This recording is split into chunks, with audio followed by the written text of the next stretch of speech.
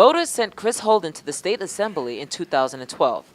Before that, he was a Pasadena mayor and city council member. Holden says he is very passionate about the community he grew up in and that public education is an important part of his work in the Assembly.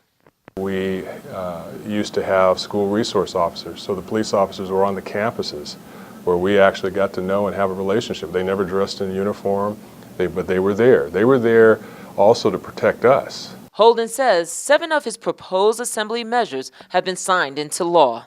We had education bills as well as job bills and environmental bills providing support to the Santa Monica Mountains Conservancy to make sure that the graffiti and the dumping that takes place in our hillsides and in our canyons, that those who are doing that would be penalized. There would be a stiff fee. Holden's Assembly Bill 1912, recognizing President Obama in California textbooks, is now a law.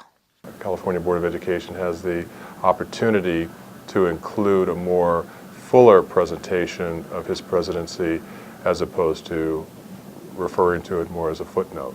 The Assemblyman also says he believes the minimum wage should be raised. It's hard to provide for your family on anything less than, under $8 an hour. So we thought it was important to lift that up to $9, and then next year it'll go to $10. So we passed a bill last year that would allow for an increase in the minimum wage.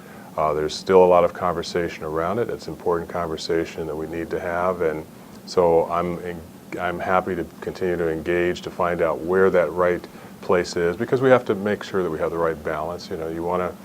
Don't want to, especially smaller businesses, put them in a difficult position. Holden says he welcomes the challenge from the 18-year-old college student Nathaniel Tsai, who is running against him in the next election, and jokes about what he was doing when he was 18. I usually had either sports or school, or it was enough to keep me busy, so I couldn't really think about running for office, certainly not for the state legislature. In Pasadena, Toni Meed, CCN.